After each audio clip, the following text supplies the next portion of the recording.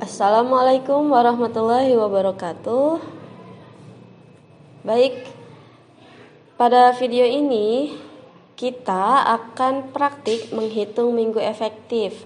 Seperti yang sudah saya jelaskan di video sebelumnya bahwa dalam menghitung minggu efektif ada hal yang perlu dipersiapkan, yaitu kalender pendidikan dan juga format rincian minggu efektif. Kalender pendidikan yang saya gunakan adalah Kalender Pendidikan Provinsi Banten tahun pelajaran 2019-2020. Namun sebelumnya harus ada yang diperhatikan dalam menghitung minggu efektif. Pertama, bahwa minggu efektif tiap angkatan itu berbeda. Minggu efektif kelas 10, kelas 11, kelas 12 itu akan berbeda. Mengapa demikian? Karena kegiatan-kegiatan tiap angkatan itu berbeda. Misalnya di kelas 12 ada kegiatan ujian nasional, ada kegiatan ujian sekolah, ada kegiatan uji kompetensi dan lain sebagainya. Sedangkan di kelas 11 kan tidak ada. Misalnya kelas 12 sudah selesai sudah menjalankan kegiatan ujian kompetensi, otomatis kelas 12 sudah tidak ada lagi pembelajaran efektif, maka kesananya itu tidak ada pembelajaran efektif, maka akan berbeda dengan kelas 11 yang tetap belajar efektif. Namun kelas 11 juga punya kegiatan tersendiri. Kalau di SMK itu ada prakerin atau praktek kerja industri. Nah, mereka tidak belajar efektif di sekolah tetapi melakukan praktek kerja industri di tempat prakerinnya masing-masing. Maka akan berbeda juga nih dengan yang kelas 10. Ketika kelas 11 prakerin, kelas 10 tetap ada di sekolah untuk melakukan kegiatan belajar mengajar. Maka minggu efektifnya pun berbeda, ya kan? Jadi minggu efektif tiap tingkatan itu berbeda. Ketika kelas 12 semisal hanya belajar efektifnya hanya pada bulan Februari misalnya, atau kelas 11 efektif belajarnya hanya sampai bulan Januari misal, karena Februari, Maret, April itu melakukan prakerin, otomatis tidak ada kegiatan belajar di sekolah, maka tidak dihitung minggu efektifnya. Begitupun dengan kelas 10, karena kelas 10 biasanya tidak ada kegiatan, maka akan tetap dihitung sebagai hari belajar efektif. Jadi minggu efektifnya dihitung, jadi akan berbeda gitu ya. Semoga paham. Kemudian yang kedua adalah minggu efektif dibuat 2 semester, yaitu semester ganjil dan semester genap. Dan yang terakhir ini adalah cara penghitungan minggu efektif. Jika dalam 1 minggu atau 1 pekan terdapat hari kurang dari 3 hari, maka tidak dihitung minggu efektif. Baik, agar lebih jelasnya kita mulai saja, kita hitung minggu efektif di semester ganjil tahun pelajaran 2019-2020. Oke, ini adalah kalender pendidikan Provinsi Banten tahun pelajaran 2019-2020. Nah, seperti yang saya sudah jelaskan bahwa tiap di kalender akademik itu tiap kegiatan memiliki tandanya sendiri. Oke, kita contoh di sini di bulan Juli 2019 terdapat tanda warna kuning. Kita bisa lihat di sini tanda warna kuning itu mengartikan apa? Menunjukkan apa? Menunjukkan ini dia libur semester. Nah, baik, kita lihat ini adalah perhitungan alokasi dan distribusi waktu pada semester ganjil tahun ajaran 2019-2020. Kita bisa isi di sini mata pelajaran sesuai dengan yang Bapak Ibu ampu. Kalau saya mengampu bahasa Indonesia kelas 11 semester ganjil. Program studi ini di sini karena saya mengajar SMK, Dan ada beberapa jurusan atau kompetensi keahlian, diantaranya teknik komputer jaringan, administrasi perkantoran, asisten keperawatan. Nah, saya di sini akan mengisi program studinya dengan jurusan teknik komputer dan jaringan atau TKJ. Nah, semisalnya jurusan TKJ di kelas 11 ini terdapat 3 rombel, misal TKJ A, TKJ B, TKJ C, atau TKJ 1, TKJ 2, TKJ 3. Nah, di sini bisa Bapak Ibu berikan detail, misalnya TKJ A atau B atau C gitu kan. Nah, atau kalau di SMA itu program studi ada IPA, ada IPS ya. Seperti itu. Oke, lanjut ke alokasi waktu. Nah, di sini ada alokasi waktu. Kita akan menghitung terlebih dahulu jumlah minggu secara keseluruhan dalam satu semester. Kita lihat ke Kalpendik. Di sini bulan Juli. Boleh kita ketik di sini. Juli 2019. Berapa jumlah minggunya? Kita hitung. Di sini karena full ya. 1 2 3 4 5. Nah, ini dalam satu minggu terdapat 3 hari. Jika terdapat 3 hari, maka bisa dihitung sebagai minggu efektif. Namun jika hanya terdapat 2 hari saja atau 1 hari, maka minggu tersebut tidak dihitung sebagai minggu efektif. Jadi kita hitung ada 1, 2, 3, 4, 5. Bulan Juli jumlah minggunya terdapat 5. Kemudian lanjut ke bulan Agustus 2019. Kita lihat. Nah, di sini ada 3 hari ya. Hanya saja hari ketiganya atau di tanggal 3 jatuh pada hari Sabtu. Sedangkan kita full day. Hari Sabtu tidak kita gunakan untuk belajar mengajar atau libur, maka hanya ada 2 nih. Nah, ini dianggap sebagai minggu tidak efektif karena hanya terdapat 2 hari. Syarat memenuhi minggu efektif itu yaitu minimal 3 hari. Oke, kita hitung 1, 2, 3, 4. Berarti bulan Agustus 2019 jumlah minggu efektifnya adalah 4. Kita bisa di sini ketik 4. Kemudian lanjut ke bulan September 2019. Kita lihat Kalpendiknya ada berapa minggu? 1, 2, 3, 4. Nah, di sini yang minggu kelimanya ini hanya ada 1 hari, maka tidak dihitung minggu efektif. Jadi pada bulan September minggu efektifnya ada 4. Lanjut ke bulan Oktober 2019.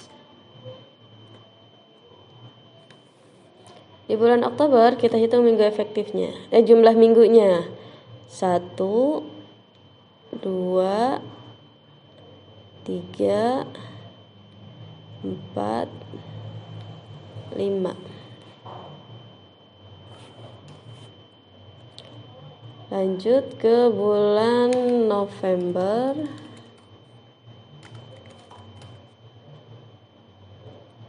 Kita hitung. Ini karena ada 1, jadi tidak dihitung minggunya. Kita hitung 1, 2, 3, 4. Bulan November terdapat 4 minggu efektif.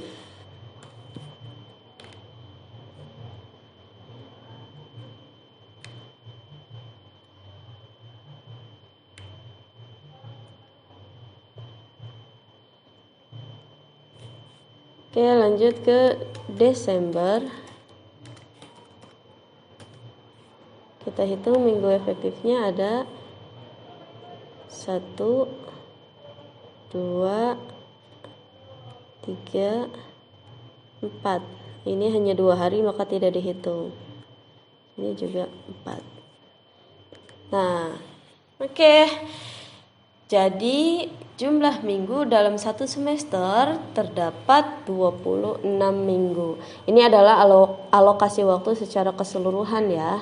Keterangan kita kosongkan saja. Nah, selanjutnya kita akan mengisi bagian jumlah minggu yang tidak efektif. Di sini ada kolom kegiatan, ada kolom jumlah minggu, dan ada kolom keterangan. Oke, kita mulai dari bulan Juli 2019. Di sini ada warna kuning. Kita bisa lihat tanda apakah warna kuning. Kuning adalah libur semester. Oke. Libur semester ada 2 minggu. Bisa kita ketikkan di sini. Libur semester genap. Ganjil, genap ya benar. Atau libur akhir semester ya. Libur akhir semester yang ke tahun ajaran baru. Jumlah minggunya 2. Keterangan di sini bisa ditulis dengan minggu ke-1 dan ke-2 bulan Juli. Kita lanjut. Di bulan Juli masih ada kegiatan. Di sini ada warna hijau. Kita lihat kegiatan apakah warna hijau. Oke, ini dia. Kegiatan awal masuk sekolah. Biasanya itu masa pengenalan lingkungan sekolah ya. Kita hitung sebagai, karena di sini 3 hari kegiatannya, maka dihitung 1 minggu tidak efektif ya. Kita masukkan di sini kegiatan atau MPLS atau kegiatan awal masuk sekolah. Jumlah minggu yang digunakan 1. Keterangannya minggu ke-3 bulan Juli. Oke, kita lanjut. Kita lihat di bulan Agustus ada tanggal merah pada tanggal 17 Agustus. Ini menunjukkan hari kemerdekaan Republik Indonesia. Karena hanya 1 hari, maka tidak dihitung sebagai minggu tidak efektif. Dia masih tetap efektif. Kita hitung ada berapa minggu efektifnya. 1, 2, 3, 4. Oke, jumlah minggu dalam bulan Agustus 2019 adalah 4 dan tidak ada minggu yang tidak efektif, semuanya efektif ya. Maka kita lewat. Lanjut ke bulan September. Di sini ada tanda segitiga biru. Ini menunjukkan apa? Kita lihat. Segitiga biru yaitu kegiatan atau penilaian tengah semester atau PTS. Hanya ada 1 minggu, di minggu ke-1, 2, 3, 4. Kita bisa isikan di sini PTS ganjil. Jumlah minggunya 1, minggu ke-4 bulan September. Oke, kita lanjut. Di bulan Oktober apakah ada kegiatan? Nah, di Oktober tidak ada kegiatan, bersih semua, maka ini masuknya ke minggu efektif semua ya. Kita lanjut ke November, juga sama. Di sini ada tanggal 9 ini tanggal merah dan jatuh pada hari Sabtu, maka tidak berpengaruh, sehingga bulan November pun tidak ada minggu yang tidak efektif, artinya minggunya semuanya efektif. Dan di bulan Desember kita lihat ada tanda biru ini full kotak biru. Kegiatan apa?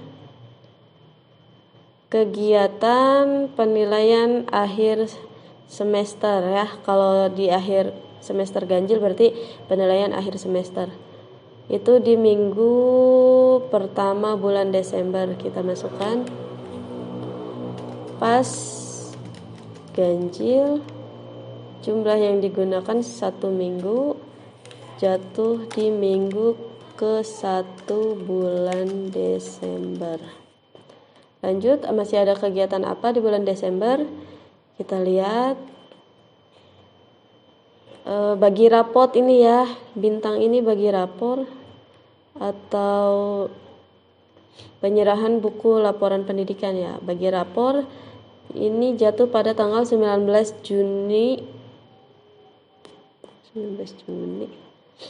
Desember 20 Desember 2019. Maka nih, ini kan tadi di minggu pertama sudah tidak efektif ya, karena sudah penilaian akhir semester. Di sini tidak ada tanda apapun. Apakah ini dihitung minggu efektif? Tidak. Kenapa? Karena setelah penilaian akhir semester sudah bisa dipastikan tidak akan ada kegiatan belajar mengajar.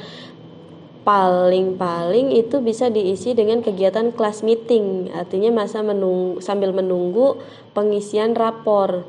Nah, maka ini dihitung minggu tidak efektif. Ya, jadi ada 2 minggu yang tidak efektif di minggu kedua dan minggu ketiga bulan Desember. Kita bisa isi di sini kelas meeting, jumlah minggu yang digunakan 2 di minggu kedua dan ketiga bulan Desember. Nah, sudah ya, ini satu semester hanya sampai bulan Desember. Kita lihat berapa jumlah minggu yang tidak efektif. Di bulan Juli 2, bulan Juli 3, bulan September 1, Desember 3. Maka jumlah minggu tidak efektifnya adalah 7. Nah, sekarang kita hitung jumlah efektifnya. Rumusnya adalah untuk menemukan jumlah minggu efektif, yaitu jumlah minggu dalam satu semester dikurangi jumlah minggu tidak efektif. Jumlah minggu dalam satu semester tadi ada 26. Sedangkan jumlah minggu tidak efektifnya ada 7. Maka 26 dikurangi 7 hasilnya adalah 19 minggu efektif. Kita lihat apakah di kalender pendidikan pun sama 19 minggu. Kita lihat. Oke, minggu efektif di semester ganjil 19, berarti kita sudah sinkron dengan kalender pendidikan. Nah, setelah mengetahui jumlah minggu efektifnya,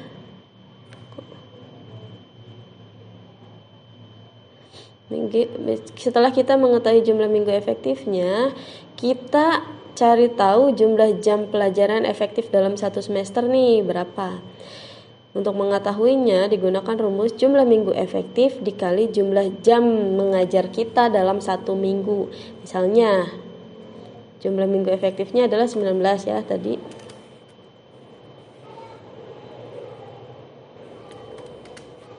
Nah, dikali jam pelajaran. Rekan-rekan berapa jam mengajarnya dalam satu minggu? Misalnya saya mengajar 3 jam dalam satu minggu, maka 19 minggu dikali 3 jam pelajaran, jumlahnya adalah 19 kali 3, 57. Nah, ini adalah jam yang akan saya gunakan dalam mengajar di semester ganjil. Nah, seperti itu. Mudah bukan dalam menentukan atau dalam menghitung minggu efektif serta jumlah jam pelajaran efektif dalam satu semester? Baik, jika ada yang belum dipahami, silahkan tanyakan. Dan jika rekan-rekan membutuhkan format rincian minggu efektif ini, rekan-rekan bisa menuliskan alamat email di kolom komentar. Nanti akan saya kirimkan via email. Terima kasih. Semoga bermanfaat. Wassalamualaikum warahmatullahi wabarakatuh.